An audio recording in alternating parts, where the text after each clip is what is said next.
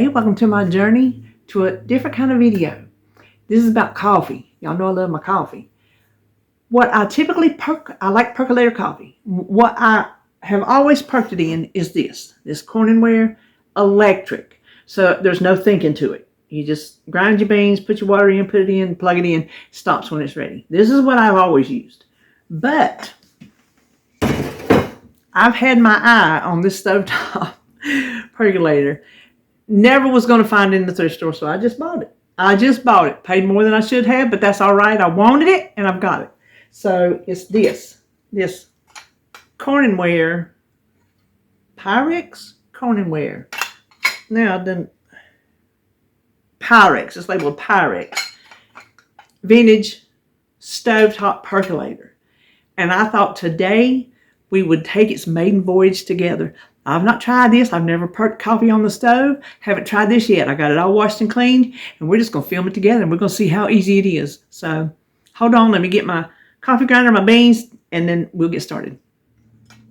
Okay, the first thing we're going to do is take it apart, show you the parts. Now, I have a glass top stove.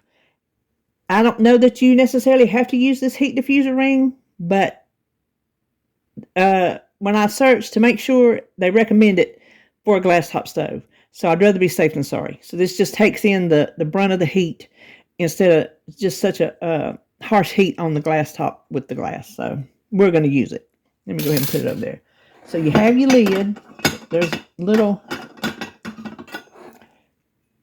things, little divots out that will fit it on. Now here's the top. I could find parts to put one together. This is only one of two that I could find whole. This was a part that was hard to find. It goes on the top. This comes out. So you have your pot. This is a 4 to 6 cup. And you have your glass stem and your glass ring and your bottom percolator part. So we're going to put that on there. Set this aside because I always grind my own beans for percolator coffee, because you can't find percolator quality because it has to be a coarser grind. How did that plug in? There. You can't find, if you get your big bag in the store, you could grind your own coffee in all the grocery stores. I think you can still at the big box like BJ's and stuff. I think. I haven't looked lately. But it needs to be a coarse grind. Too fine, and it's going to fall through there, and you're going to have a sludgy coffee. So how much I make for my other percolator is how much I'm going to make for this. I don't know to do any different. So what I do is I take, you're not even seeing, here's my coffee beans. I just take 1 coffee scoop of beans per cup of water. I'm going to do 6. That's 4, 5, 6. And you do it to your taste. Gosh, coffee smells so good. Then we're going to grind. It's going to be loud.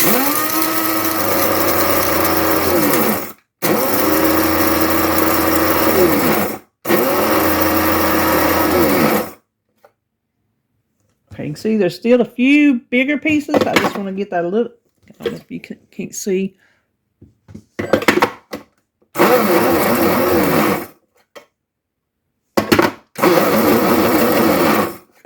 Okay, that will work. See the coarseness of it? So I'm going to do, like I said, 6 cups. Let me get 6 cups of water, and it is marked on the side. I'm going to go ahead and crank my stove up to like almost high, medium high. And I'm going to put my coffee in here. Cover your little hole up so don't get down in there.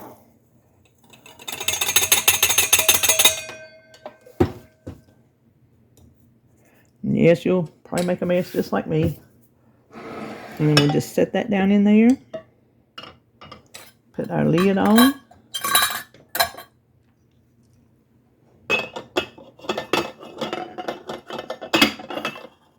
Okay, let's slide over. We will put that ring. You can make this a big burner or a small burner. I'm going to make it small. No sense to use that outside if we don't need it. So what we're going to do is we're going to let this come up to the boil.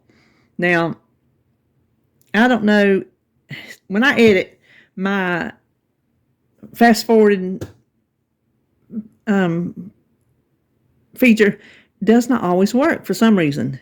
And so I may be able to fast forward this so you can see how long it takes. I'll look right now, 9:45. So we'll see how long it takes to boil. If I don't fast forward it up and tell you, I'll just tell you. I am doing a little voiceover here because my camera just turned off in the middle of filming.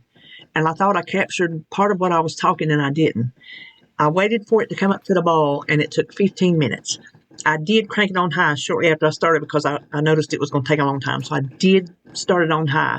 And then once it started perking and a little bit of the coffee was showing at the bottom, I turned it down to medium low, I guess you could say, and just let it perk for 7 minutes. You can perk it longer, up to 10, I think. But it's either going to be stronger or bitter. I'm not really sure. Use your discretion as to how much coffee you want to use and how long you want to perk it. Okay, my 7 minutes is up. You can see the speed at which I've had mine perking. And let me turn that off. The color, it looks like a nice lighter color. I don't like a strong coffee. So let's step over here. Okay, here's my little thrifted corner of the kitchen. With the exception of the coffee and the little ring, this is all used. This wasn't thrifted, but it was a thrift find, basically, because it's used. And it's old, and it's vintage. So I have, let me show you this first. This is a Corning, I think it might be Thermonique insulated pitcher. What you do, because I don't like to heat up coffee. I used to back in the day, but I don't like it anymore. You fill this with hot water and let it sit to warm the container up while your coffee's perking. That way it will hold your coffee hot longer and better because you've already heated up the container. So that's what I'll do with what I have left. So I have my beautiful dishes here that I bought the other week. Y'all remember that? Oh, that looks like a pretty cup of coffee. And I thought, why not get out our cute little creamer that come with it?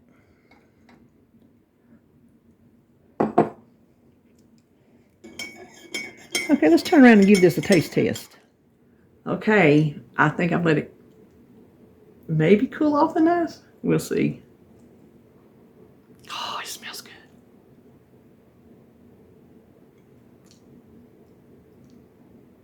Oh, that's a good cup of coffee. That's a good, oh, that is a smooth cup of coffee. Not bitter. It's not too strong. The way I did it is not too strong. It came out to be a wonderful cup of coffee. I can't recommend percolated coffee enough. I knew I already liked it in my Corningware.